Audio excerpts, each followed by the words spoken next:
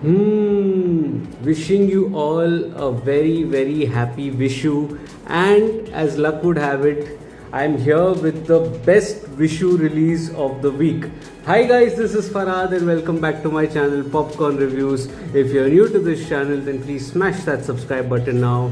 And as a video ritual, remember to like and comment on the video. Liking and commenting helps fuel the YouTube algorithm. And today I'm here with the second Vishu release, the second Malayalam Vishu release, which has released in theaters. I would say first was Bazooka. If you've not watched the video, you can watch that. But this for me, probably I have not got to the third one, but this probably will be the pick of the Vishu releases that had released this week. And the film that we are going to be talking about is the Malayalam film which is called Alapura Gymkhana, which is directed by Khalid Rahman. And first thing, coming to the story and screenplay, if I have to talk about the film in general, the interesting theme, if I have to start from the starting point and the ending point, both have a link of failure. So failure is a common link between the first pit stop, which is the starting, and the last pit stop, which is the ending. And in between, what the writers actually wish to tread us on is on two aspects. You can view it as either as a sports drama, or you can also view it as a coming of age drama, and that is the beauty of the film here, because it is genre bending. I would say it doesn't necessarily follow a 3-act structure, and that is what actually makes it special, because it doesn't follow the stereotypes that are prevalent in generally in a sports drama, you would say. So the opening sequence, as you would say, as you would have seen, you have 5 friends sitting at the toddy shop, and all of them, just before checking their exam results, they actually form a pact of sorts of getting drunk irrespective whether they pass or fail in the exam. Now the common theme here, as you would see, one is of definitely friendship, which is on the surface, and underlying it is that of unity and also traces of loneliness, I would say. And both of them would have a payoff eventually. Even a topic of failure would eventually have a payoff right at the end. So without spoilers, one of the interesting aspects of Alapura Gymkhana has to be the characterization of Jojo, which is played by Naslen. And the writing is such that it doesn't necessarily want to focus on the life of Jojo, but it can't be denied with the fact that Jojo remains the catalyst in the drama. So the entire conflict and the kickstart of the drama happens through his character. So if you have to understand his character, you would say that he is a little bit of a goofy character. He's a bit of a flirt. You get to see him in that ferry scene in which you see him exchanging glances with a co-passenger, soon to be his girlfriend prospect, you would say. He also has a comfort with his close friend Sharon, along with the gang, you would call it. But one of the interesting aspects, that there is no aim in his life. He's just deviating in his life. There's no aim. He's not focused on anything, and that traces from the fact of his family. His father, is more concerned only with playing the piano, but not really earning money. And his mother is busy, daydreaming, worrying about the men of her house, and that makes for an interesting conflict, which in turn allows him to take up the sport of boxing, just so that he would actually get grace marks following the failure that had happened at the start of the film. That is the basic conflict. Now you would say, why boxing as a sport? Because boxing was that one sport which gives you that hyper masculinity. It boils down to that one event that happened in which one of the characters inflates the ego of another character through the sport of boxing, and that is the starting point, you would say, of the film. Now the film also deals with an important theme of hyper masculinity, which is actually presented in the most affable manner. It's really affable with the way it's presented. Firstly, remember the hyper masculinity also emerges from the sport of boxing, which interestingly Jojo also coaxes his friends to take. There are certain scenes that depict this. In one scene, you see Jojo boasting of taking on the the ferry conductor in front of his girlfriend prospect at in a ferry, only to bail out at the last minute by giving some excuse or the other. In another scene, you also see him, actually giving coaching to a character. Before that, there was another scene in which he was inviting that character for to witness his match, where he would showcase his moves. So boxing for him also became a status symbol, much like his other friends also, But actually, what they did was funny as well, But the boxing they did was 1-2, you would say. 1-2 is the form of boxing in which they're practicing the move number 1 and move number 2. So that was the common theme. In an antithesis, also you see him in a scene in which he literally gets punched in his face, the character of Jojo in one scene, and you actually. He coyly just backs out and just says he wants to get ready for the match. These are the certain instances in which the theme of hyper masculinity is highlighted, but in the most affable manner, very goofy manner you would call it, and it makes for a very interesting kind of a watch.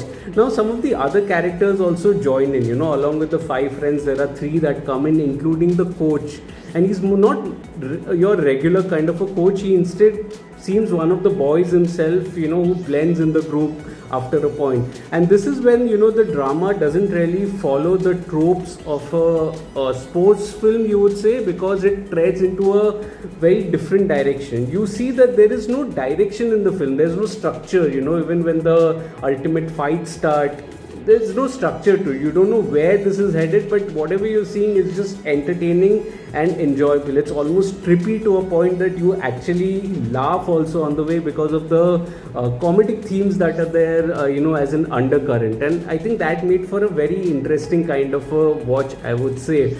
Now, the finale reminded me of Tallumala, which in effect was a brawl within a brawl within a brawl. Here you would say typically it was a bout within a bout within a bout, which eventually took to the streets, and it made for a very, very fun and a very different kind of a watch. But one of the themes that the film ends with is also with the character arc, and the character arc is very interesting to a point where you are not really concerned with the protagonist or his journey or even his coming of age story, but you're more interested in his journey, from the king to a kingmaker, as the film would put it, without context. You actually see that, and you see a lot of friendship, unity right at the end, which defies the sports genre, because you don't know what the prize money was, who the opponents are, what their strengths are, what their weaknesses are. None of that is highlighted in the screenplay,